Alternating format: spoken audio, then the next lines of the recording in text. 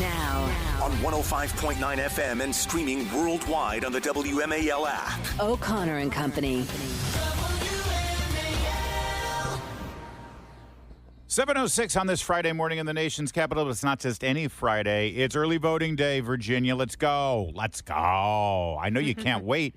This is one of those broken glass elections, right? You are willing to walk across broken glass to get your vote in and counted. So today's the day. And I mean, unless you're in certain neighborhoods in Fairfax, there shouldn't be any broken glass on the sidewalk. Coming up in 30 minutes, Glenn Youngkin, governor of the Commonwealth, will join us to inspire your vote. At 8:05, Vince Colonnese, our man on the scene there in Fairfax at an early voting place. And then at 8:15, we'll speak with our friend Melissa Roby. They're having a Women for Trump rally this weekend, and you're all invited. That's coming up. I'm Larry O'Connor. That's Patrice Onwuka. I know you. You're famous. Hey, Patrice. Good morning, Larry. It's been a long time. It has, but I am back. And I'm sorry, I can't begin the segment until you say it. Say it. Happy Friday. Whew, that was close. Yes. Joining us right now is the chairman of the Republican Party of the Commonwealth of Virginia to discuss the state of play in various races in our area, as well as the importance of early voting. Rich Anderson. Well, here we go. It's game on, man. No more messing around. Thanks for joining us. Glad to be here, Larry and Patrice. Today is the day, the start of voting month and a half. Yeah, exactly. Voting month and a half. It's crazy. What's the mood out there? I got to tell you, because we keep hearing Virginia is in play. Virginia is in play. Looking at the presidential polls, it's tighter than it was 4 years ago. Is the energy there with Republican voters? And even more importantly, are you finding new Republican voters who are surprised to find themselves voting Republican?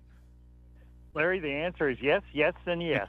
I'll tell you, enthusiasm is off the charts. I travel from one end of Virginia to the other. It's off the charts. I leave today to go to Virginia Beach for a huge rally with the governor and Jen Kiggins down in the 2nd District. Then I'll head to Chesterfield for another big rally in that area. Then I'll, on Saturday, head up to Charlottesville for a women's rally that has 1,700 people signed up for it. Wow. So energy is off the charts. I've never seen it like this. Virginia is in play. The Democrats did a little psychological warfare play a few days ago where they said Virginia is no longer in play. The Trump campaign is reallocating forces to another state. Not true. Absolutely false. The ones who are worried are the Democrats because they have flooded the state with offices and workers. They're concerned about Virginia. Virginia is in play. Well, Chairman Britt Anderson, I'm thinking about early voting, and I know that there are a lot of Republicans who are diehard one day of voting, and that's Election Day voting. I understand it. I respect that sentiment. But why is it important for conservatives to start coming out early to vote? What does it mean for all of those races and how resources get allocated throughout the rest of the election cycle? Well, it's vital to vote early. That is the new paradigm that we all must live with. Like it or not, those are the rules of the game. We have a 45-day voting period. Lieutenant Governor Winsome Sears says it so well. If the other side's been voting for 45 days and we, Republicans, vote on one day, game over. So what we've done is we have bit by bit by bit begun to re-engineer our voting culture within the Republican Party. So what we urge people to do is go vote early. It is easy to vote by mail. It is secure. You receive daily updates from your local elections office where your ballot is in the mail when it's on the way to you and when it comes back to them and when it is actually counted. And so it is secure. But if you're a person who simply cannot vote through the mail because you don't trust it, for goodness sake, all these offices are open starting today. Go in and cast your ballot just like you would on November 5th, but just do it early. That banks it. That means you're not being contacted anymore by these campaigns to go do it. So it banks the vote. Rich Anderson is our guest, chairman of the Republican Party. Actually, real fast, we've had this new advanced technology here for weather forecasts, and I got to tell you, as of now, 46 days from now, this is the forecast. On Tuesday, November 5th, there's going to be a freak blizzard in Virginia. There's going to be about 12 and a half feet of snow. No one's going to be able to get out or get around. If you plan on waiting till November 5th to vote, you will not be able to get to the polling place. I've never seen this. Well, it's obviously global warming that's causing this blizzard. Now, listen, the forecast might change between now and then, but just in case, just go ahead and vote early. There, Rich. Just go in and vote. Wanted to get that out. Larry, I got trapped into that probably about 15, 16 years ago myself. I was stationed at the Pentagon. I was a career military guy. And on the way home to Prince William County to cast my vote, guess what happened? An ice storm. And I got caught on 95 and didn't get to vote. There you go. There you go. It does happen. It was a 4-hour trip. Listen, and I'm with everyone. I hate voting season. I would love for it to just be one day. But until it is, we got to play by the rules. All right, I got to ask you about some of the races here because, man, what I'm seeing in Virginia 7 right now between Anderson and Vin, I mean, they are on the run because this candidate of theirs that what did they get him from Brooklyn or something and transplant him here?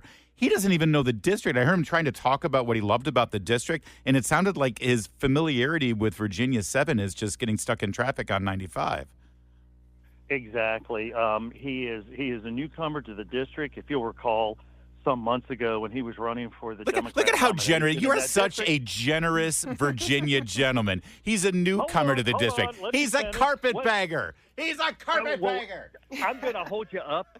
Larry, here's a great carpetbagger example. The bottom line is when he was running for the nomination, if you'll recall, there was a Virginia delegate from the Fredericksburg area who said, Vindman, who? We've never seen him around here. So the only thing he's powered by is dark money from out of state. He has no real interest in Virginia. He's trying to settle a vendetta with this president of the United States. Yeah. And so there's a reason. He likes to call himself a retired colonel. I'm one of those. He was not a retired colonel. The country, when all this was over, the military services said, we're retiring you early as a lieutenant colonel. So he is engaged in what is essentially election fraud, stolen valor. Mm-hmm. Yeah. You know, one of the races that people are really keeping their eye on is the Senate race with Hung Kao. Well, can you give us the kind of the download of where things are right now with that race? Well, Hung has been all over the state. We've read in the papers that he hasn't been out enough. I'm telling you, he called me last night at about 10:30. He was en route from a fundraiser in Charlottesville with a very large crowd and was heading down to Virginia Beach for this same rally I'm going to today. About a week and a half ago, his crew picked me up at my house, and off we went to Lynchburg to do some events there. Then we headed down to Alta Vista and 4 other locations in Southwest Virginia with Governor Youngkin and our nominee in the 5th District, John McGuire, and barnstormed that district. Okay. So he is out. He is there. He obviously has an uphill battle. Tim Kaine's been there, but Tim Kaine has been there probably one term too long. And so Hung is fighting for this seat.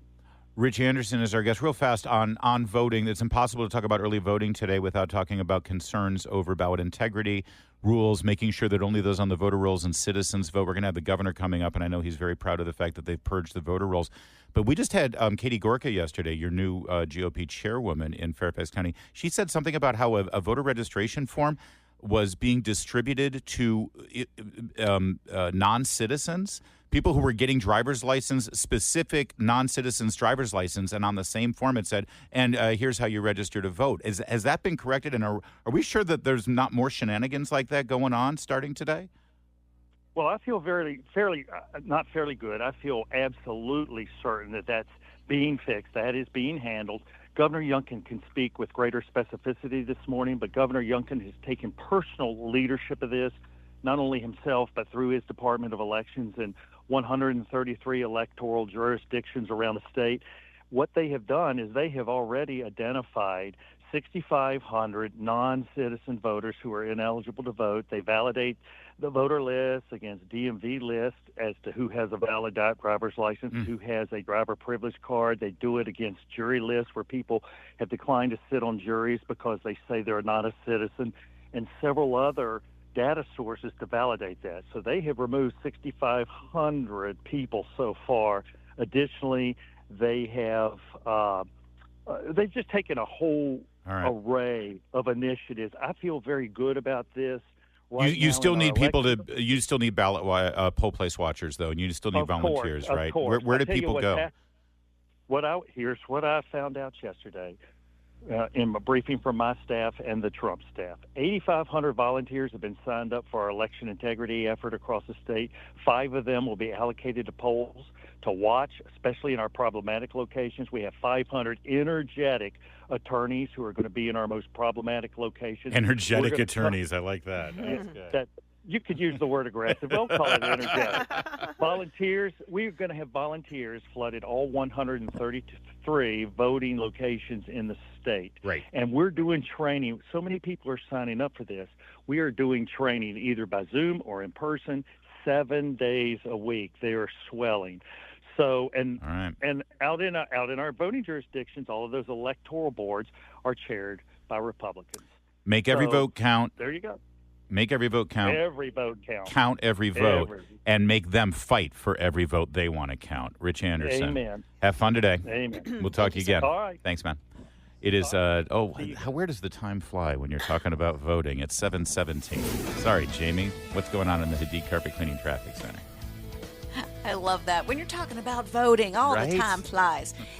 WMAL. Making sense of the news. Live From the Home Paramount Pest Control Studios. Home Paramount, the leader in pest control since 1939. So there's a lot of boat parades going on. Apparently, there's a MAGA boat parade in D.C. this Sunday. Oh, wow. Really? I saw our favorite agitator, Corey Ganamort. He's going to be out with his boat? Of course he is. He's probably leading the parade. What am I saying? He's probably leading it. Yeah, I believe his boat will be one of the lead boats there with his giant Trump flag. Corey, of course, Vince Colonnese's producer in the afternoon. You hear him often here on Saturdays.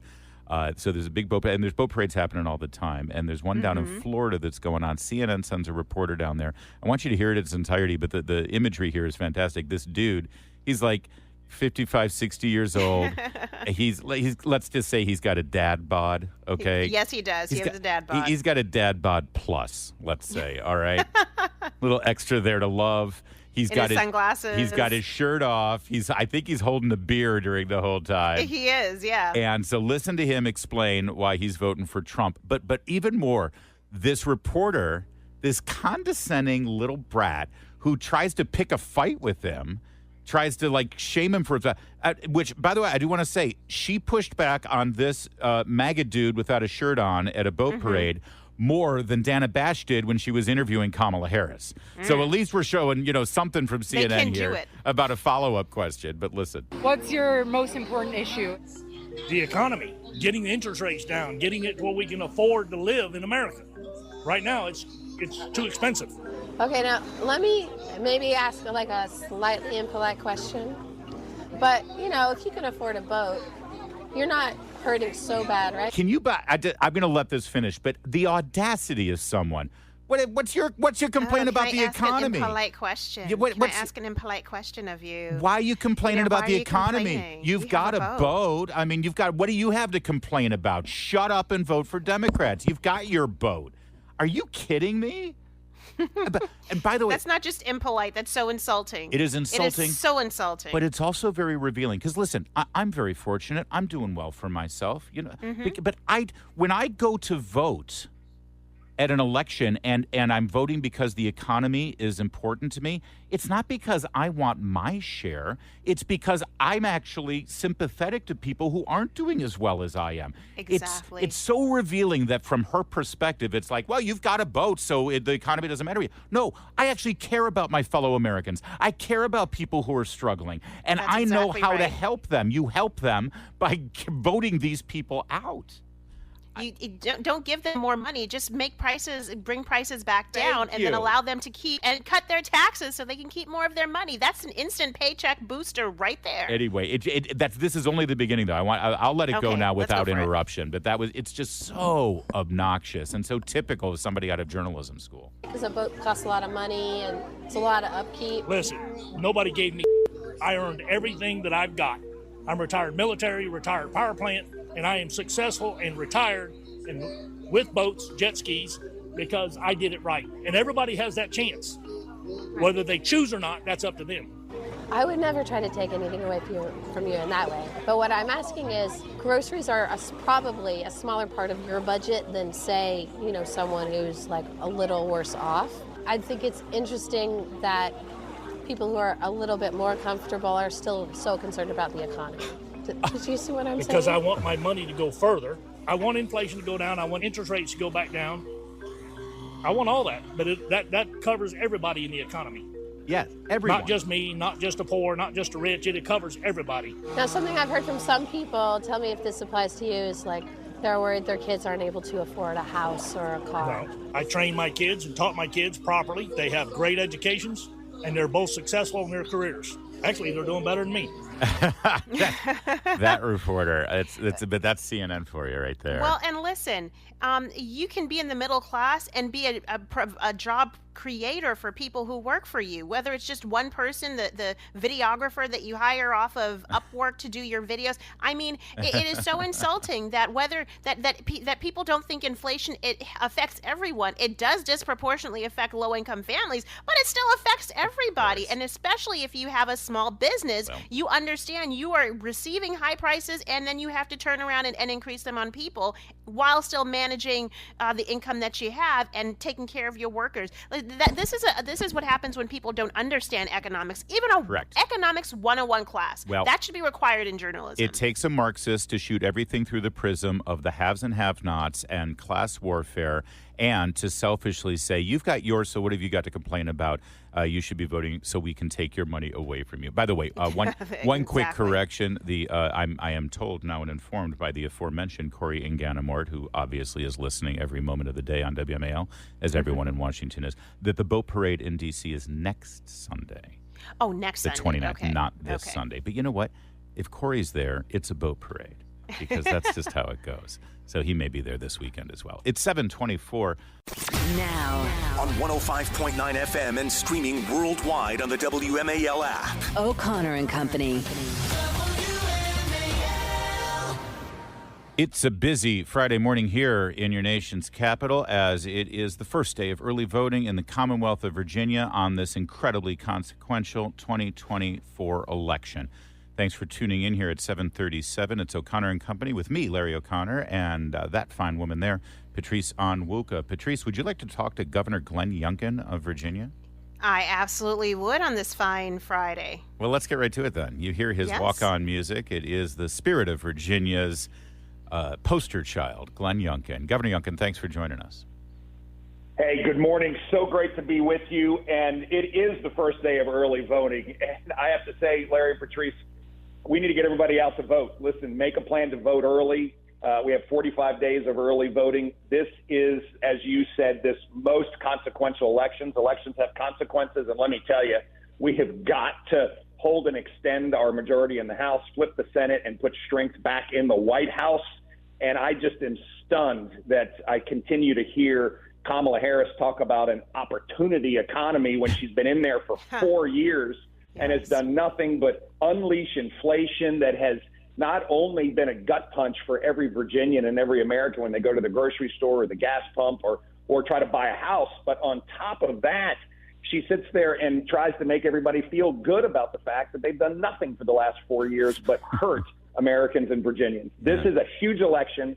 Time to go vote. The polls are open today. I encourage folks, make a plan to vote early. Make sure your vote is counted. Governor Youngkin, despite your great victory, along with your entire ticket there, Attorney General Miyares and Lieutenant Governor Sears 3 years ago, there is still a lot of suspicion right now, mostly amongst Republicans and conservatives in Virginia, about our voting process and our ballot process. I know early voting is important to you, but can you flesh that out a little bit? Explain what you and the Attorney General have done to clean up the voter rolls, and also the ballot validation process and tabulation process.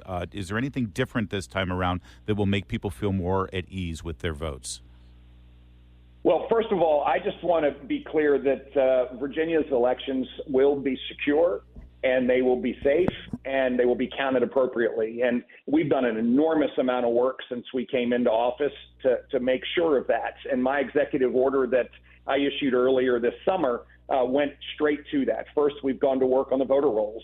And listen, there's now a whole new process that happens daily that scrubs the voter rolls to make sure that non-citizens are off the voter rolls. And call me crazy, Larry, but I believe that Virginia elections and America elections should be determined by citizens, not non-citizens. And of course, we found over 6,300 non-citizens that were on the voter roll. They have come off. We do this daily now. And on top of that, we found nearly 80,000 folks that had sadly passed away that were on the voter rolls. They've all come off. And so I believe Virginia has the cleanest voter rolls in the nation. We've also gone to work to secure the process. And so it was all certified back to me yesterday for early voting, that the process we have of paper ballots, of counting machines, not voting machines, and these machines have no modem, they're not plugged into the internet, and that process has been certified for every one of those machines that's going to be used in early voting, and then we'll do it again for the incremental machines that are added on Election Day. And then ballot custody is critical. First of all, the drop boxes have to be monitored or secured 24/7, and on top of that, our paper ballots and the custody of those ballots is secured in a very clear process that's certified back to me. And then finally, we made it really clear that if you are a non-citizen and you vote, then you will be prosecuted because it is a felony. And so we've gone to work to address a lot of these concerns, but also change process to make sure that Virginia's elections are safe and fair and transparent and can be trusted. That is terrific, Governor. Speaking about early voting and the process, talk to us about why it's strategic for Republican voters to get out there early. What does it mean when you know those votes are already taken care of from a strategic standpoint? Well, twofold, Patrice. First of all, something could happen on Election Day. I mean, you could get sick, a child could get sick, something could happen at work, it could be bad weather. So get out and vote, and let's just make sure your vote gets banked and secured. There's no reason why we shouldn't take full advantage of early voting. And second of all, it allows us to know that you have voted. And guess what? You'll stop getting phone calls and mail from the Republican Party and candidates. But also it helps us understand who hasn't voted. So, of course, we can encourage people to get out and vote. This is an incredibly important election. We got to take advantage of the full time to go vote. Do not miss this, because the future of the country is at stake, and we need every single conservative, Republican, Virginian to get out and vote and make sure that their voice is heard. Governor Glenn Youngkin is our guest. Governor Youngkin, you've been campaigning all across the state. We've been watching you. You've been campaigning tirelessly for President Trump, for Hung Kao, and all the Republicans who are running for Congress. You enjoy campaigning. You can tell that you enjoy it. I feel bad for you because you can't run for re-election. This is it. So, I mean, what are you going to do with your time? I mean, you got any plans? You want to work in the Trump administration? Anything like that? Just wondering. Well, Larry, first of all, I do enjoy being with Virginians and listening to them, and also discussing why our path forward has been so successful and the progressive left's path failed. I mean, let's just be clear. Virginia was bottom third in job growth. Companies were leaving. People were leaving. We had declining test scores in schools. We had a 20-year high in murder rate. I mean, Virginia was really declining. And we went to work with conservative, common sense policies. And guess what? It works. You know, record job growth, record number of people working. I see what you're doing here, Governor Youngkin. Back up. It works. It works. Will you take a job in the Trump cabinet if offered? Well, it's a very humbling question for you to ask me. First, we've got to win, but I also am hugely committed to serving Virginians, and I've been focused on Virginia from the beginning. And I really do believe I want to finish this job. I mean, I've really demonstrated that Virginia can soar, and I want to make sure that she continues to soar. And we've got work to do next year. We've got to finish the job here, and then, of course, we've got to go get another Republican governor elected, lieutenant governor elected, attorney general elected. We've got to take back our House next year. So 2025 is going to be an incredibly important year for the Commonwealth. And I look forward to taking this track record of real success that's rested on common sense conservative policies, and making sure that Virginians understand that we can continue to move forward, or we could go back to what they had before, which was a Virginia that was falling behind, that in fact wasn't competing, and everybody was unhappy. Governor Youngkin, Meredith and I just got back from a European vacation. We were in Italy and Spain, and they tried to serve us wine. It was like kerosene out there. It was like, get me back to Virginia where the good wine is. You got 10 days until Virginia Wine Month begins. Do you have any instructions for me, any commands that you need me to carry out? First of all, I need you to be omnipresent during Virginia Wine Month. It's a chance for everyone to really understand how great Virginia wines are. And I would also want everyone to know that the First Lady's third edition of her Governor's Cup winning wine is coming out in October. All right. And it's sold through ABC stores, and all the proceeds go to charity in order to support our agriculture industry. It's been a great blend both years so far, so we're looking forward to the third edition. And what I heard you say is you want me to be drinking wine during the show every morning through the month of October. Is that what you're saying? I think that's really important. All right. Thank you. You got to promise me you'll go vote first. Sure. I mean, I can't vote in Virginia, but sure, we'll figure it yes. out. Absolutely. All right. Thank you, Governor Youngkin. Always good you to so much, talk with sir. you. Have fun today. Yeah, God bless you, and everybody go vote. Thank you. Go vote. 745 WMAL traffic and weather. Don't drink and vote, though. Yeah, that's a good point. Vote first, then drink. Only drunks vote for Democrats. Here's Jamie Whitten in the Carpet Cleaning Traffic Center. All right.